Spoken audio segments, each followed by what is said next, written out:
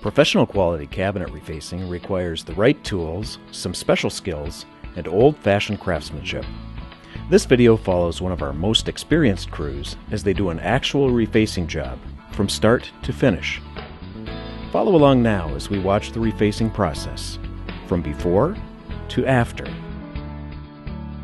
This home is being readied to be put on the market, and its golden oak style is looking dated. It should sell better with an updated kitchen. It's also a great candidate for refacing.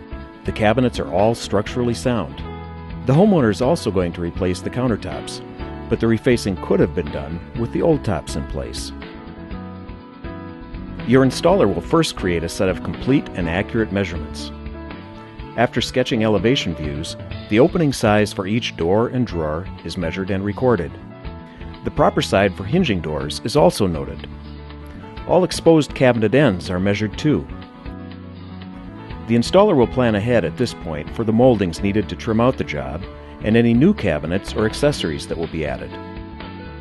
Materials have been ordered and delivered. The countertops have been removed, and now it's time to get started with the actual refacing. The first step is removing all the old doors and headers. On this job, drawer boxes and glides were reused. If you were having new drawers installed, the old boxes and glides would come out at this time too. Trim moldings are also removed at the start. Note that cabinet contents can stay where they are during refacing, which means much less hassle for the homeowner. At this point, the job is down to the bare face frames. Now comes a very important step, preparing the face frames for the veneer. The frames are first lightly sanded, then wiped with alcohol. This allows the veneer to fully adhere. The final step before the veneer can go on is installing the new finished panels on the exposed cabinet ends. A laminate slitter cuts the pre-finished hardwood veneer sheets to the needed width quickly and accurately. Strips are cut a little wider than needed to allow trimming later. A good quality paper cutter is used for cross-grain cuts. It gives a clean square end to the veneer strip. The installer peels away the backer, then very carefully applies the self-adhesive veneer. This technique requires a steady hand and takes some time. Immediately after the veneer is in place, a smoothing blade is used to eliminate any bubbles and to help the adhesive form a good bond. The top and bottom of the veneer on this vertical style were left long and trimmed after smoothing. A trimming tool then removes the excess from the inside edge. Any rough edges can be eased with a sanding block or a flat file. The vertical stiles of the frame are veneered first, then the horizontal rails. Finally, the cabinet frame dividers are veneered. For the horizontal rails, the veneer is slit to the proper width, then marked for the cross-grain cut. The paper cutter gives a nice square cut. Now that everything is in place, the veneer is checked again for any areas that may need more trimming, sanding, or smoothing.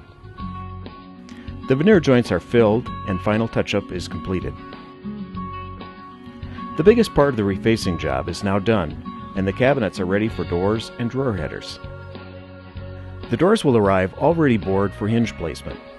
Lifetime warranty hinges are installed on the door, then the door is screwed to the cabinet frame. Care is taken to align the doors accurately before final mounting.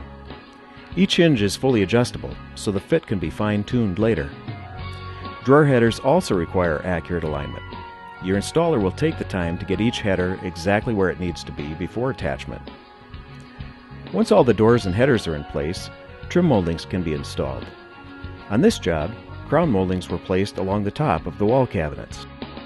Flush moldings along the lower edge of the wall cabinets dress up the look and cover and secure the exposed edges of the veneer on the face frame. Corner moldings achieve the same thing on the island. At this point, the job is mostly complete. Knobs or pulls can be installed, and if any new interior accessories were ordered, they would be placed now too.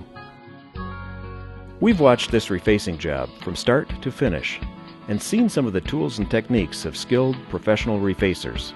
Now it's your turn to go from before to after.